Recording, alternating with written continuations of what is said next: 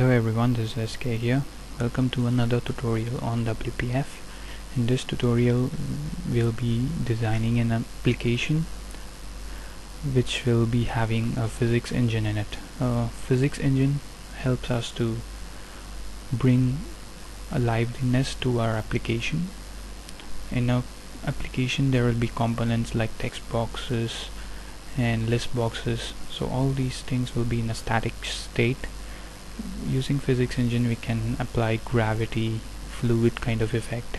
So let's get started. I'm going to use Microsoft Expression Blend 3 for designing this application, and Microsoft Expression Blend 3 has a feature called a behavior. It's an added feature. It's like a component which can be dragged to the workspace and applied to any component that we want. So this helps to apply physics engine to your WPF application without having to write any code. So let's get started. Before starting, we have to load all the necessary libraries to Expression Blend source folder. So these are the three libraries that is responsible for implementing physics in WPF. So we have to copy all libraries to your Expression Blend source folder.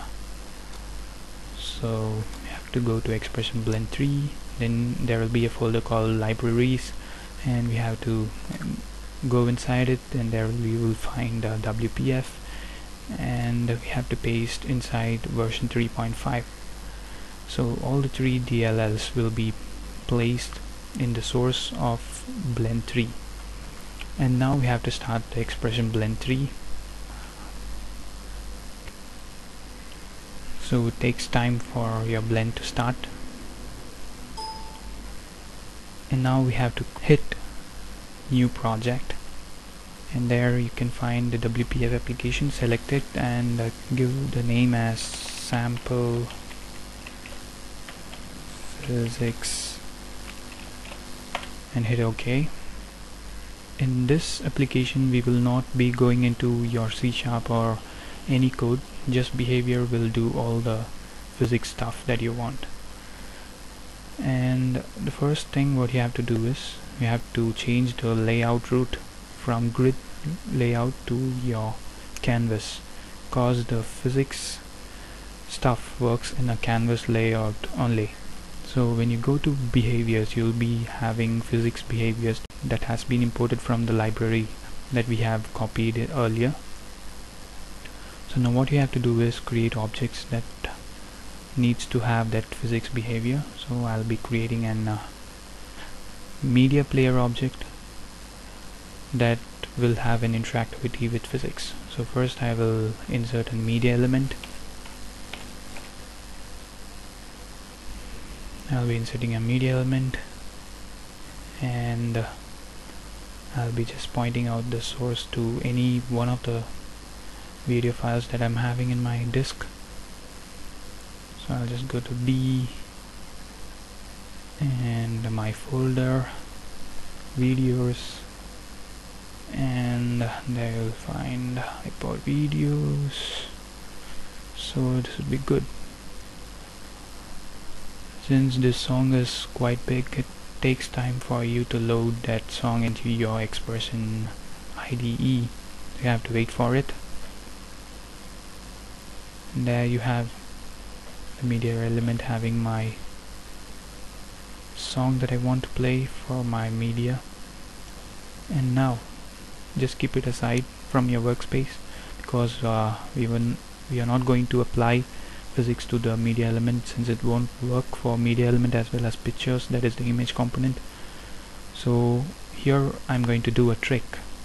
So I'm going to paste a rectangle over here and make it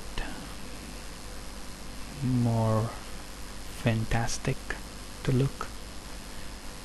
And now what I'm going to do is I'm going to create a visual brush from the media that I've imported. Make visual brush video, so that will be my visual brush name, and I tell the rectangle to take my brush from that video. So what I do here is the video that's running in my media element will be appearing in my rectangle, so that I can apply physics to my rectangle, cause I can't apply to it media element, so I'm applying it to my rectangle. So this is it. Then I have to create controls for controlling my media element. For that I'll be creating buttons like play, pause and stop. So I'll be having play, pause and stop. So I'll be writing the code for play, pause and stop. So my media element name, I'll be copying it for using it in the code, and I'll go to click event and I hit play. We'll just paste it, media element dot play. Alright, and now pause, paste it, dot pause. And similarly we have to do it for your stop also. Stop, media element dot stop. So here what you'll be having is, if you run this application, a simple media element will be playing with all your controls set in it in your rectangle, and there you have. So what I'm going to do now is I'm going to add physics to all these components. Before that I have to write a small code over here for manual playing and manual stop, pause, etc. So we have to insert dot load behavior equal to media state dot manual. You'll be setting this to manual so that you can play, pause and stop your media element using your buttons. And now the media element is set right, and now we have to add the physics components in it.